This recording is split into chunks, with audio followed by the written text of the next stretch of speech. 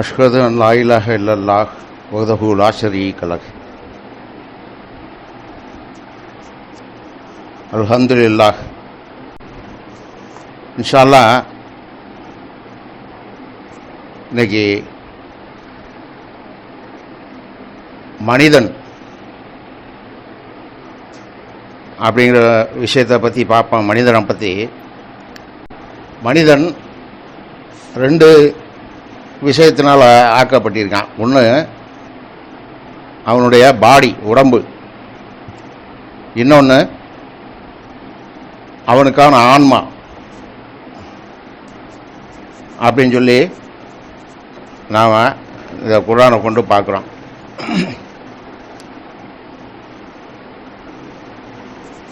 இந்த மனிதன் இந்த உலகத்தில் எப்படி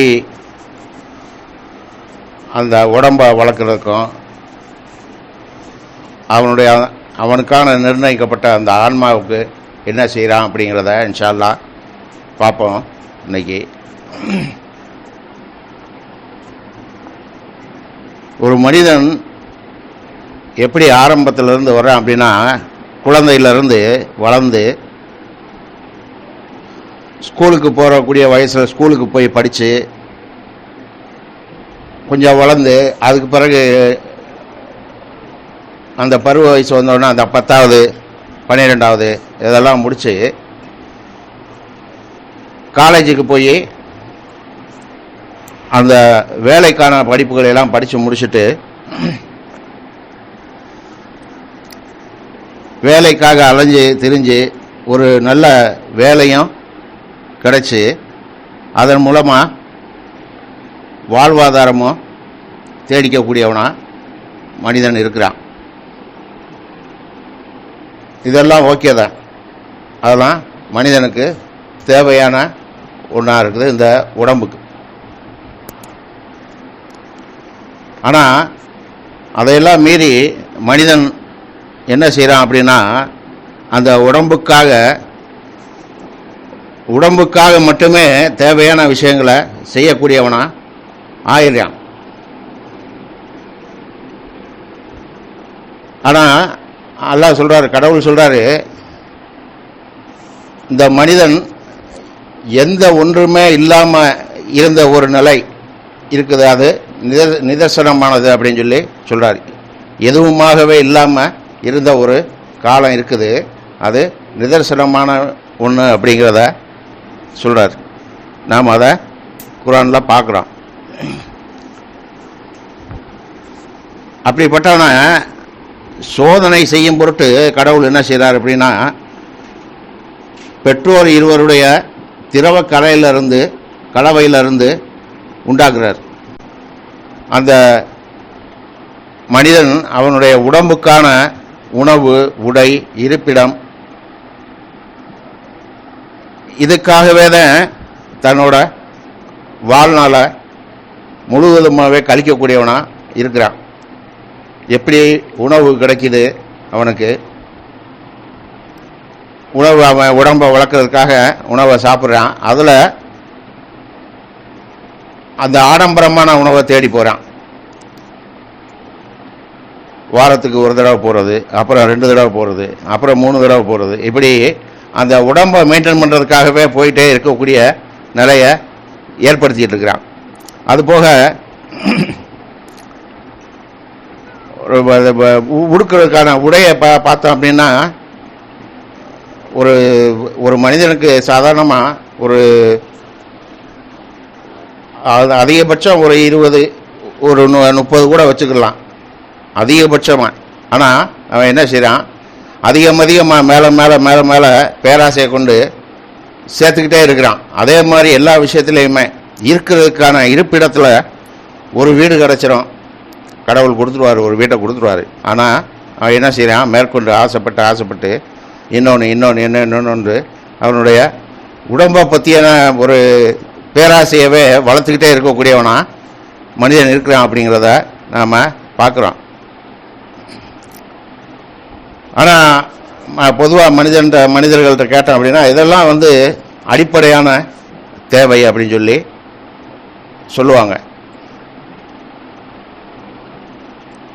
பேராசையை கொண்டு மேலே மேலே மேலே மேலே சேர்க்கறது வந்து அடிப்படையான தேவை இல்லையா? தேவைங்கிறது வந்து ஒரு நல்ல ஒரு ஒரு வாழ்வாதாரத்தை கொடுத்துட்றாரு, சாப்பிட்றதுக்கான உணவு கிடைச்சிருது, உடை கிடைச்சிருது, இருக்கிறதுக்கான ஒரு இருப்பிடம் கிடைச்சிருது. அதுக்கு மேலே அதை எல்லாத்தையுமே பேராசையை கொண்டு திருப்பி திருப்பி திருப்பி திருப்பி அதை சேர்க்கக்கூடியவனாக தான் இருக்கிறான்.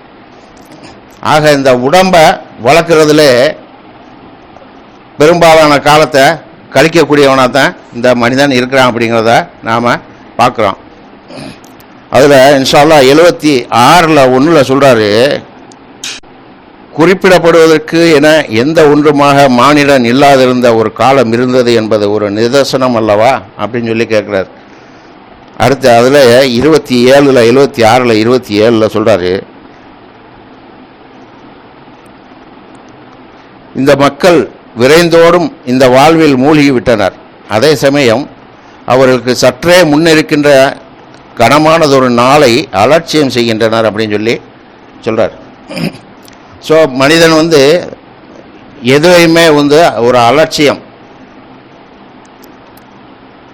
கடவுளை பொறுத்த விஷயத்துலையுமே வந்து மனிதன் அலட்சியமான ஒரு நடத்தையாக தான் இருக்குது அவனுக்கு அப்படிங்கிறத நம்ம பெரும்பாலான மனிதர்கள்ட்ட, இந்த உலக மனிதர்கள்ட்ட நம்ம பார்க்குறோம். அதை அடுத்ததாக 76:29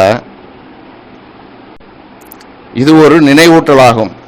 நாடுகின்ற எவரும் தன்னுடைய இரட்சகரை நோக்கிய பாதையை தேர்ந்தெடுத்து கொள்ள வேண்டும் அப்படின்னு சொல்லி சொல்கிறார்.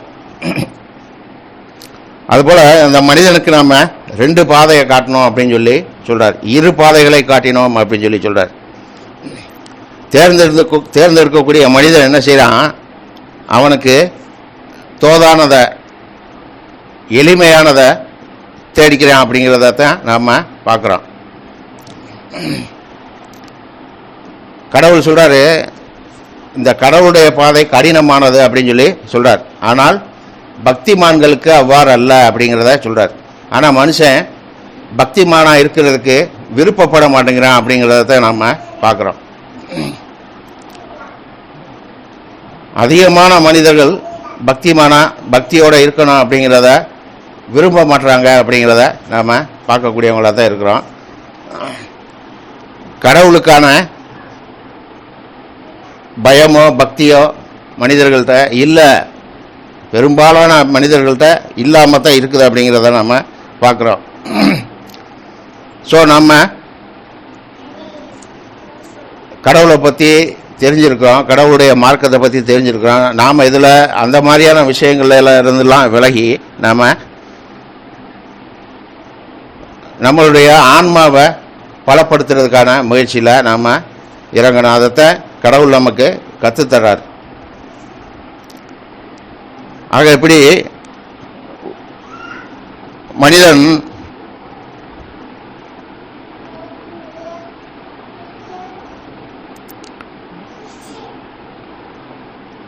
பற்றி 76வது அத்தியாயம் மானிடன் அப்படின்னு சொல்லிட்டு 31 வசனங்களை கொண்ட ஒரு அத்தியாயமே கடவுள் நமக்கு கொடுக்குறாரு. நம்ம தொடர்ந்து இந்த குர்ஆனில் தொடர்பு வச்சுக்கிட்டே இருந்தோம்னா நாம் மனிதனுடைய நிலைகளை நாம் தெரிஞ்சுக்கலாம்.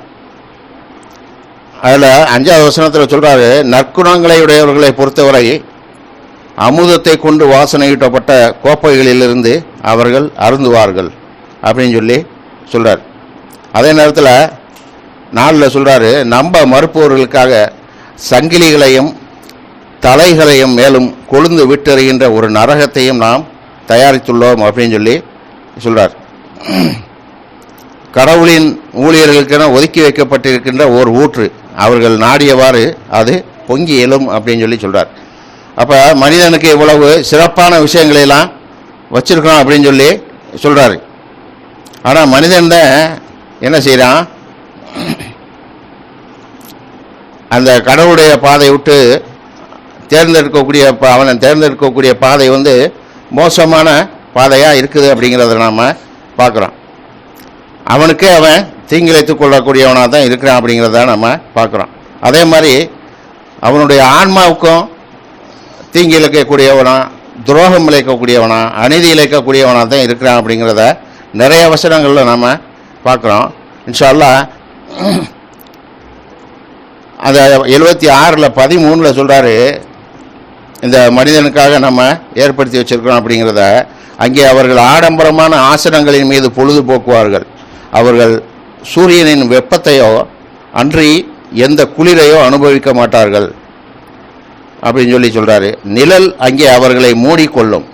மேலும் பழங்கள் கை கெட்டும் தூரத்திற்கு கொண்டு வரப்படும் அப்படின்னு சொல்கிறார்.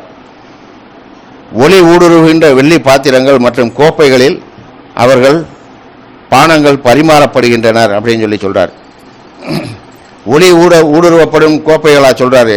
அதுக்கு அடுத்த வசனத்தில் சொல்கிறாரு, வெள்ளியில் செய்யப்பட்ட போதிலும் ஒளி ஊடுருவுகின்ற கோப்பைகள் அப்படின்னு சொல்கிறார். இது அனைத்திற்கும் மிகச் சரியாக தகுதி பெற்று விட்டனர் அப்படிங்கிறத சொல்கிறார்.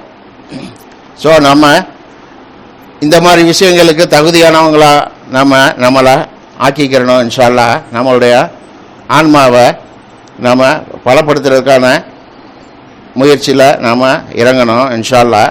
ஏன்னா சொல்கிறாரு, ரஷாத் சொல்கிறாரு, ஒரு ஆன்மாங்கிறது அதோட வளர்ச்சி எவ்வளவு பெருசாக இருக்கும் அப்படின்னா ஒரு நியூயார்க் சிட்டி அளவுக்கு இருக்கும் அப்படின்னு சொல்கிறார், வளர்ச்சி அடைந்த ஒரு ஆன்மா அப்படிங்கிறது. ஸோ நம்மளுடைய ஆன்மாவை வளர்க்குறதுக்கு, பெருசாக ஆக்கிறதுக்கு நம்ம என்னென்ன செய்யணுமோ அதை செய்கிறதுக்கு நம்ம தயாராக இருக்கணும். அப்போ தான் நாம் அல்லாஹ்கிட்ட அல்லாஹ்வுடைய பேரருளை நம்ம பெற முடியும். அவரை ஒதுக்கி வைக்கக்கூடிய அந்த சூனத்துக்கு நம்ம செல்லலாம் அப்படிங்கிறத நமக்கு நினைவுபடுத்துகிறார். இன்ஷா அல்லாஹ் நாம் அதுக்கான முயற்சியில் இறங்குவோம். அல்லாஹ் அதுக்கு உதவி செய்வார் இன்ஷா அல்லாஹ். அதோடு அந்த முதல் உரையை முடிச்சுக்கிறேன். அல்ஹம்துலில்லாஹ் அஷ்ஹது அன் லா இலாஹ இல்லல்லாஹ் வஹ்தஹு லா ஷரீக லஹ். வணக்கத்திற்குரிய கடவுள் ஒருவரை தவிர வேறு தெய்வங்கள் இல்லை என்று நான் சாட்சியம் பகிர்கின்றேன். இன்ஷா அல்லாஹ் அடுத்ததாக நம்ம அந்த மனிதனுக்கான ஆன்மாவை பற்றி பார்ப்போம் இன்ஷா அல்லாஹ். ஆன்மாவுக்கு தேவையானது எல்லாமே வொர்ஷிப் காட் அலோன் அப்படிங்கிறது தான். நாம் அந்த விஷயத்தில் ரொம்ப உறுதியாக இருக்கணும் அப்படிங்கிறத நாம் தெரிஞ்சுக்கணும் இன்ஷா அல்லாஹ். வொர்ஷிப் காட் அலோன் அப்படிங்கிறது என்ன அப்படின்னு கேட்டால், கடவுள் மட்டும் அப்படிங்கிற கொள்கையில் நாம் உறுதியாக இருக்கணும். எந்த ஒரு விஷயத்துக்குமே நாம் கடவுளை முன்னிறுத்தணும், கடவுள்கிட்ட கேட்கணும். வேறு எந்த சோர்ஸுமே இல்லை நம்மளுக்கு, கடவுள் தான் அப்படிங்கிற மைண்ட் செட்டுக்கு நம்ம போகணும். சும்மா சாதாரண விஷயத்துக்கெல்லாம் ஒரு இப்போலாம் குழந்தைகளை கொண்டு போய் ஸ்கூலில் போய் சேர்க்கணும் அப்படின்றால யாரையாவது ஒரு 2 பேரை பெரிய ஆளுகளை அந்த கரஸ்பாண்டனை பிடிக்கிறாங்க, பிரின்ஸிபாலை பிடிக்கிறாங்க. அந்த மாதிரிலாம் மனிதர்களையே நாடி போகக்கூடிய நிலையத்தை நம்ம பார்க்குறோம். ஆனால் கடவுளை அங்கே மறந்துடுறாங்க. அதுதான் சொல்கிறாரு, God is running everything அப்படின்னு சொல்கிறார். அதை தொடர்ந்து திக்ரு பண்ணுங்க அப்படிங்கிறத சொல்கிறார். மனசுக்குள்ளேயும் திக்ரு பண்ணுங்க, பலமாகவும் சத்தமாகவும் திக்ரு பண்ணுங்க அப்படின்னு சொல்கிறார். மெசேஞ்சர் சொல்கிறார் நமக்கு. ஸோ நாம் வொர்ஷிப் காட் அலோன் அப்படிங்கிற விஷயத்தில் மிக மிக உறுதியாக இருந்தால் தான் நம்மளுடைய ஆன்மாவை நாம் வளர்த்து எடுக்க முடியும் அப்படிங்கிறத நாம் பார்க்கலாம் இன்ஷா அல்லாஹ். அதை பற்றி பார்ப்போம். நமக்கு அந்த ஆன்மாவுக்கான உணவு என்ன அப்படின்னு கேட்டால், நம்ம மனிதனுக்கான உணவை பற்றி நம்ம பார்த்தோம். நிறையா சாப்பிடக்கூடிய சாப்பாடுகள் நிறையா சாப்பிட்டுக்கிட்டே இருப்பாங்க. ஆனால் ஆன்மாவுக்கான உணவு என்னன்னு கேட்டால் 5 வேளை தொழுகை, அதை நியமமாக கடைப்பிடிக்கணும், தொடர்ந்து கடைப்பிடிக்கணும் அப்படிங்கிறத சொல்கிறார். தொடர்பு தொழுகையை தொடர்ந்து கடைப்பிடிக்கணும் அப்படின்னு சொல்லி சொல்கிறார். அப்போ நம்ம கடவுளோட நேரடியாக கான்டாக்ட் பண்ணுறோம் அப்படிங்கிறத நாம் பார்க்குறோம் அந்த தொழுகையில். ஸோ நம்ம அந்த விஷயத்தை தொடர்ந்து செய்யக்கூடியவங்களாக இருக்கணும் அப்படிங்கிறது முக்கியமான விஷயம். அடுத்து ஆன்மாவுக்கான உணவாக நோன்பு இருக்குது அப்படிங்கிறத பார்க்குறோம். அதுவும் ஆன்மாவை வளர்ச்சி அடையக்கூடிய ஒரு செயலாக தான் இருக்குது மனிதனுக்கு அப்படிங்கிறத நாம் இந்த குரானை கொண்டு தெரிஞ்சுக்கிறோம். அடுத்ததாக மற்ற விஷயங்கள் நிறைய இருக்குது. ஜக்காத்து கொடுக்கறது, நன்னறியான விஷயங்கள் எல்லாமே நம்ம ஆன்மாவை வளர்க்கக்கூடிய காரியங்களாக தான் இருக்குது அப்படிங்கிறத நாம் பார்க்குறோம். மேலும் எந்த ஒரு விஷயத்துலையும் நம்ம கடவுளை முன்னிறுத்துறது, கிடைக்க வேண்டியதுக்கும் சரி கிடைக்கிறதுக்கும் சரி, நம்ம கடவுளை அன்றி யாராலும் எவராலும் எனக்கு எதையும் செய்ய முடியாது அப்படிங்கிற ஒரு பாலிசியை நம்ம வச்சுக்கிறணும். கடவுள் தான் எனக்கு எதையுமே செய்ய முடியும், என்னட்ட இருந்து எதையுமே எடுக்க முடியும், எனக்கு நல்லது தர முடியும் அப்படிங்கிற விஷயத்தை நாம் வச்சுக்கிட்டா தான் நம்மளுடைய ஆன்மாவை நாம் பலப்படுத்த முடியும் அப்படிங்கிறத நம்ம தெரிஞ்சுக்கணும். இன்ஷா அல்லாஹ் தொடர்ந்து நம்ம கடவுளை நினைவு கூர்ந்துக்கிட்டே இருந்தோம் அப்படின்னாலே நாம் நம்ம ஆன்மாவை பலப்படுத்தலாம் அப்படிங்கிறத நம்ம தெரிஞ்சுக்கலாம். எல்லா விஷயத்துலையுமே, சாதாரணமாக எல்லா விஷயத்துலையுமே ஒரு ஏதாவது ஒன்று சொல்லணும் அப்படின்னா நாம் இன்ஷா அல்லாஹ் சொல்லி ஆரம்பிக்கணும். நம்ம ஒரு தண்ணி குடிக்கணும், சாப்பிடணுமா அப்படின்னாக்கா கடவுளை நினைவு கூறுறதுக்கு பிஸ்மில்லாஹிர் ரஹ்மானிர் ரஹீம் சொல்லி பழகணும். அதை நம்மளுடைய குழந்தைகளுக்கு, நம்மளுடைய குடும்பத்தாருக்கும் அதை நம்ம சொல்லிக்கிட்டே இருக்கணும். அதைத்தான் நமக்கு சொல்லித்தரார்.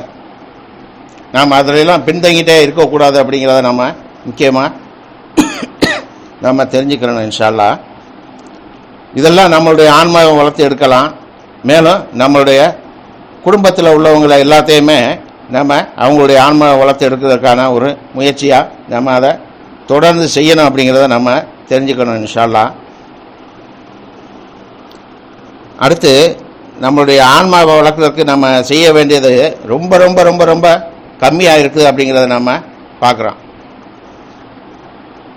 நம்ம நன்னறியான காரியங்கள் என்ன செய்யணும்? நம்ம யாரை பற்றியும் பேசாமல் புறம் பேசாமல் இருக்கிறோமா, பொய் சொல்லாமல் இருக்கோமா, இந்த மாதிரி விஷயங்கள்லாம் ஏதாவது உதவி செய்யாமல் இருக்கிறோமா, இதெல்லாம் பார்த்தோம்னா ரொம்ப ரொம்ப கம்மியான அளவு தான் இருக்குது அப்படிங்கிறத நம்ம பார்க்குறோம். அது மாதிரியான விஷயங்களெல்லாம் நம்ம அதிகம் நம்ம செஞ்சுக்கிட்டே இருந்தோம்னா நம்மளுடைய ஆன்மா பலமாகும், பெருசாகும் அப்படிங்கிறத நம்ம தெரிஞ்சுக்கிறணும். இன்ஷா அல்லாஹ் இம்மைக்கான விஷயங்களே தொடர்ந்து செஞ்சுக்கிட்டே இருந்தோம்னா நம்ம ஃபெயிலியர் ஆயிடுவோம். ஸோ நம்ம மறுமைக்கான விஷயத்தை என்னென்ன செய்யணுமோ அதை பூரா செஞ்சுக்கிட்டே இருந்தோம் அப்படின்னா நம்மளுடைய ஆன்மா பலப்படும், நாம் கடவுள் கிட்டத்தில் போய் இருக்கலாம் அப்படிங்கிறத நம்ம பார்க்குறோம். கடவுளுக்கு அருகே போய் இருக்கலாம் அப்படிங்கிறத பார்க்குறோம். இம்மை அப்படிங்கிறது சொல்கிறாரு, இது மாயை, இல்லூஷன், எதுவுமே இல்லை அப்படிங்கிறத சொல்கிறார். நாம் அதை தெரிஞ்சிருக்கிறோம். இந்த இம்மை அப்படிங்கிறது, இந்த உலகம் அப்படிங்கிறது மனிதனுக்கு எதுவுமே இல்லை அப்படிங்கிறத சொல்கிறார். அது ஒரு மாயை அப்படின்னு சொல்லி சொல்கிறார்.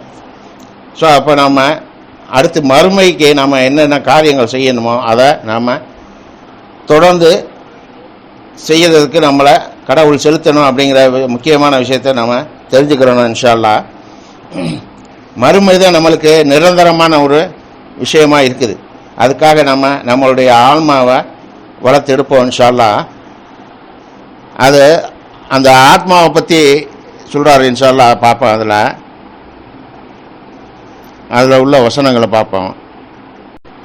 எந்த ஆத்மாவும் மற்றொரு ஆத்மாவுக்கு உதவ இயலாத, பரிந்துரை எதுவும் ஏற்றுக்கொள்ளப்படாத, ஈடு எதுவும் செலுத்தப்பட இயலாத அன்றி எவரொருவரும் உதவப்பட இயலாத அந்நாள் குறித்து எச்சரிக்கையுடன் இருந்து கொள்ளுங்கள் அப்படின்னு சொல்லி சொல்கிறார்.